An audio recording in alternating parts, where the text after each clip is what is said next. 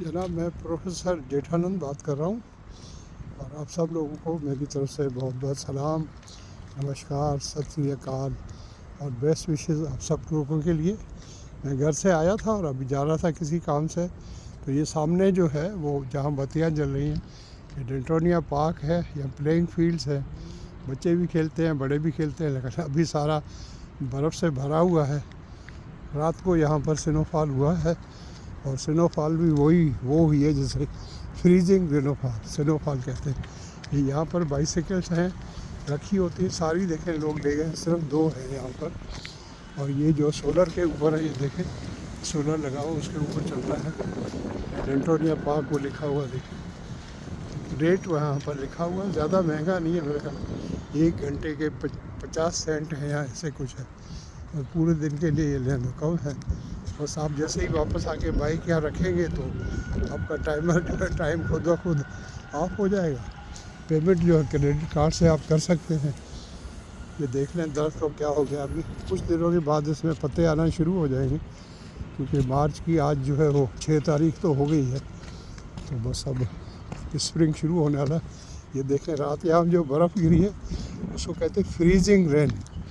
बर्फ़ मतलब बारिश तो हुई है, लेकिन टेम्परेचर इतना डाउन था कि वो ज़मीन पर जो कतरे बनकर आए हैं तो जम कर गिरे हैं आकर। फ्रीजिंग रेन मतलब बारिश की बरसात, बर्फ़ की बरसात हुई है। सुबह के टाइम पे तो बहुत ख़तरनाक था चलना और करना। अभी थोड़ा क्योंकि बारिश हुई है नॉर्मल इससे ऊपर, और टेम्परेचर भी ज़्यादा नहीं है, मेरा ख्याल -1 या -3 ऐसे कुछ है। ये देखें कितना बड़ा ग्राउंड है सारा। ये बैठने के लिए रखा हुआ है यहाँ पर, यहाँ लोग बैठकर, और उसके ऊपर शतरंज भी बनी हुई है। जो शौकीन लोग हैं वो शतरंज खेल सकते हैं। यहाँ पर ट्रेन का है, एक बार मैंने पहले दिखाया था, अभी बर्फ़ है तो आपको दिखाऊंगा। ट्रेन जो है अंडरग्राउंड, इसके नीचे से ट्रेन जा रही, थोड़ा आगे जाके जो ट्रेन जा रही है। यहाँ पर गाड़ियों का दाखिला बना है, सिर्फ उन लोगों की गाड़ी आ सकती, वो भी उस तरफ से, यहाँ से नहीं, जहाँ से मैं चल रहा हूँ यहाँ पर नहीं, उस तरफ से आएगी, वो भी यहाँ से क्रॉस नहीं कर सकती। ये गेट लगा हुआ देखें, इस तरफ आदमियों के लिए या बाइसिकल के लिए खुला हुआ है, मोटरसाइकिल के लिए गाड़ी आप नहीं ले जा सकती। वो सामने ट्रेन का है, वो देखें, वो पिन उस पर रिकॉर्ड बनी हुई है ताकि कोई बच्चा या कोई आदमी जो है, ये गाड़ी है टोयोटा की है, SUV है। SUV में 7 आदमी बैठ सकते हैं, कुछ में 8 भी बैठ सकते हैं। ये फिर जो है निशान है सनी तो पता नहीं है, ये होंडा है और ये बड़ी गाड़ी है। पीछे ये डाला जो होता है वो है, लेकिन इन्होंने इसको कवर करवा देते हैं। ये भी निशान है, निशान की कीमत चूँकि कम होती है तो लोगों को थोड़ा फ़ायदा हो जाता है। वो कम पैसों में आप लेते हैं तो बिकती भी कम है, बस आपने इस्तेमाल की, जब चाहे तो बेच दें। तो यहाँ कनाडा में तो इतनी प्राइसेस कम नहीं होती, लेकिन अमेरिका के अंदर गाड़ी आपने ली एकदम प्राइस कम हो जाती है। 2-3 साल आपने रखी तो आखिर में आपको गाड़ी मिल जाएगी, अच्छी खासी गाड़ी, $3000 में, $4000 में और अच्छी। और अगर $5000 आप लगा दें तो बहुत अच्छी कंडीशन में गाड़ी मिल जाती है। और ये कम्यूनिटी फ्लैक्स है, ये मेरा ख्याल है कम्युनिटी की गाड़ी है। हाँ, कम्युनिटी के नंबर भी लिखा हुआ है, ये फिर टोयोटा है। तो यहाँ नंबर 1 जो है कनाडा में वो होंडा है, जो कि मेरी फेवरेट गाड़ी है हमारी, बल्कि हमारे पूरे ख़ानदान में जो है। अभी से ही बत्तियाँ जला दी हैं, हालांकि अंधेरा नहीं हुआ है, लेकिन ये लोग एहतियात करते हैं बड़ा इस चीज़ का कि रोशनी हो ताकि पता चले मुझे। ये देखें, जिस रोड पर मैं जा रहा हूँ ये अभी जाएगा डेनफोर्थ एवेन्यू पे। अब ये छोटा सा रोड है तो इसमें एक तरफ आप गाड़ी खड़ी कर सकते हैं। 1 महीना एक तरफ खड़ी होगी, कुछ महीनों के लिए इधर होगी। साल के जैसे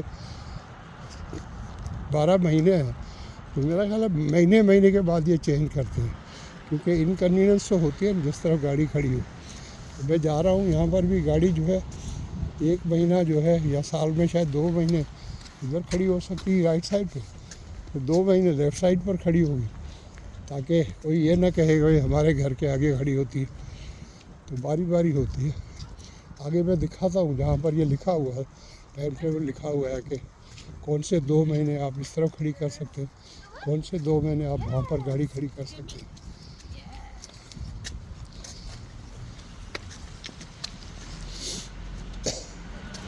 यहाँ कुछ कंपनियों के जो निशान हैं मोनोग्राम, वो ऐसे हैं कि मुझे समझ में नहीं आते। अगर लिखा हुआ नहीं हो तो पता नहीं चलता, लेकिन मेरा पोता जो है उसको सब समझ में आता। तो आजकल के बच्चे बड़े स्मार्ट हैं। उसकी उम्र जो है अभी 8 साल हुई है।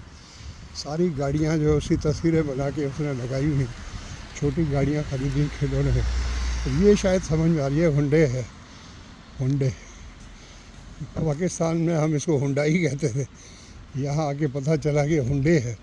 तो ये एक्स्ट्रा है, पता नहीं कंपनी कौन सी है, मुश्किल है। सामने फिर हुंडे है। ये देखें यहाँ पर लिखा हुआ प्लीज़ डू नॉट लिटर। मकसद है अपने पड़ोस को गंदा न करें। हमारे देसी लोग और कुछ हो ना हो तो सिगरेट फेंक देंगे, सड़क के बीच में फेंक देंगे, हालांकि भले जगह बनाई हुई हो। ये देखो ओपन हाउस है। ओपन हाउस का मतलब है कि वहाँ पर सारे लोग जो इंटरेस्टेड है वो जमा होंगे और बाकायदे उसका ऑक्शन होगा। इसको ओपन हाउस कहते हैं।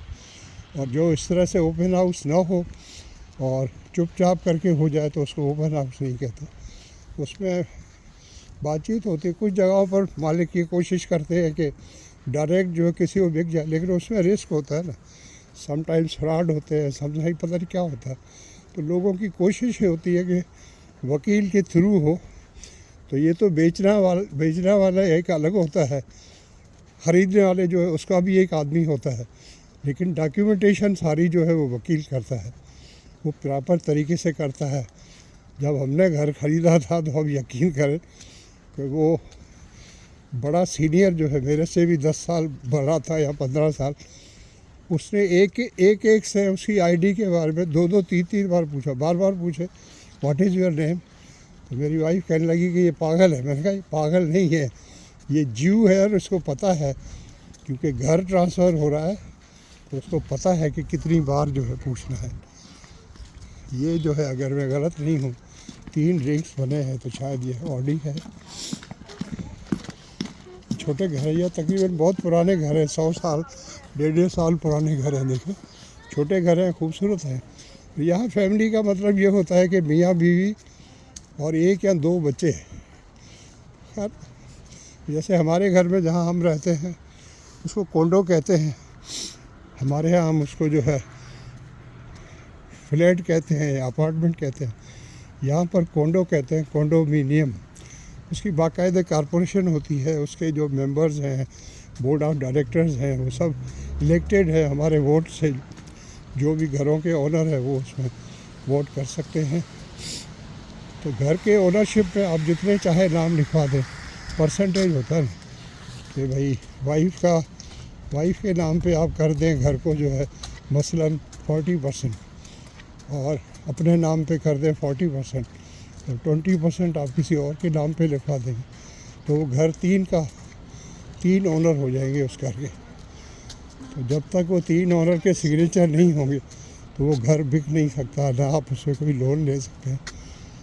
तो जनरली यहाँ पर ये होता है कि घर जो है मियाँ बीवी के नाम पर होता है, पहला नाम बीवी का रखा जाता है। रेस्पेक्ट है लेडीज़ की यहाँ बहुत। तो इसीलिए यहाँ कहते हैं कि भाई कनाडा में या और जितने भी डेवलप्ड कंट्रीज़ है वहाँ पर सबसे ज़्यादा रेस्पेक्ट डॉग की होती है, पेट की होती है। अगर आपके घर में बिल्ली है तो उसकी है, उसके बाद जो खातून की है, और शौहर बेचारा जो है वो पता नहीं कौन से नंबर पर आता है। बहरहाल तो ये भी मर्दों का एक बड़ा ही अजीब किस्म का एक्टिंग है या खेल है कि वो अपने आप को जानबूझ के हम्बल बनाए रखते हैं ताकि बीवी खुश रहे। तो अब मैं ये डेनफोर्थ एवेन्यू के करीब आ गया हूँ। ये रोड है काफ़ी बड़ा है, 2 गाड़ियाँ एक तरफ, 2 गाड़ियाँ दूसरी तरफ। 2 गाड़ियाँ अब ऐसे हो गई, पहले तो 3 गाड़ियाँ एक तरफ 3 दूसरी तरफ थी। अब इसलिए हो गई है कि इन्होंने रोड के दोनों तरफ जो है बाइक लेन्स बनाई है, मतलब साइकिल के लिए या मोटरसाइकिल्स के लिए अलग लेन बना दी है। ये यहाँ पर नया खुला है पद्मा रेस्टोरेंट। तो नाम से ही आप समझ जाएं, पद्मा रेस्टोरेंट या तो इंडियन होगा या बांग्लादेशी होगा। ये देखें डेनफोर्थ एवेन्यू, पट्टी जो है ऐसे डायरेक्शन, जिस डायरेक्शन में पट्टी लगी हुई है, इसका मतलब है इन दोनों तरफ जो है रोड जो है वो डेनफोर्थ एवेन्यू है। सामने भी देखें लिखा हुआ है, और सामने ये आ गया, ये बहुत बड़ा शॉपिंग सेंटर है मेट्रो का। मेट्रो का तो नहीं, इसका नाम है डेनफोर्थ शॉपिंग सेंटर। ये यहाँ पर कंस्ट्रक्शन हो रही है। Thank you so much for watching. और अगर आपको ये व्लॉग अच्छा लगे तो आप इसको लाइक करें, शेयर करें, और मेरे चैनल को जो है सब्सक्राइब करें, क्योंकि जो मेरे सब्सक्राइबर्स हैं वो मेरा यूट्यूब चैनल देखते हैं, उनकी तादाद सिर्फ 12 या 13%। बाकी सब वो लोग देखते हैं जो सब्सक्राइबर नहीं है। चलो अच्छी बात है भाई, देखते तो सब्सक्राइब कर दें, आपका ख़र्चा तो कुछ भी नहीं होगा। पता नहीं कुछ लोग जो है भाई क्लिक तो कर रहा है, उंगली से ज़रा सा निशान लगा लो और क्या करें। ये देख लो सारी शॉप्स जो है, रमज़ान शरीफ है तो हर जगह पर जो है गरम गरम जो है जलेबियाँ बन रही हैं, और ये चरखारेदार जो है चीज़ें बन रही हैं। इलेक्ट्रॉनिक की शॉप है यहाँ पर, मोस्टली आपको बांग्लादेश के लोग नज़र आते हैं। अब इनकी एक जो बुरी आदत है वो ये है, अभी तो नहीं लेकिन शाम के टाइम पर रोड के बीच में खड़े हो जाते हैं। मतलब पूरा रोड है ना, 5 आदमी खड़े होंगे बीच में, आपके लिए गुजरने की जगह नहीं होगी। तो कभी कभी जब गोरे यहाँ से गुजरते हैं, हमारे जैसे लोग आते हो, कहते यार ये कितने जाहिल लोग हैं भाई। अगर आपने कहीं कचहरी करनी है गपशप तो बैठ के कर लो भाई। So thank you so much for watching. God bless you all. दोबारा आपसे जल्द मुलाकात है।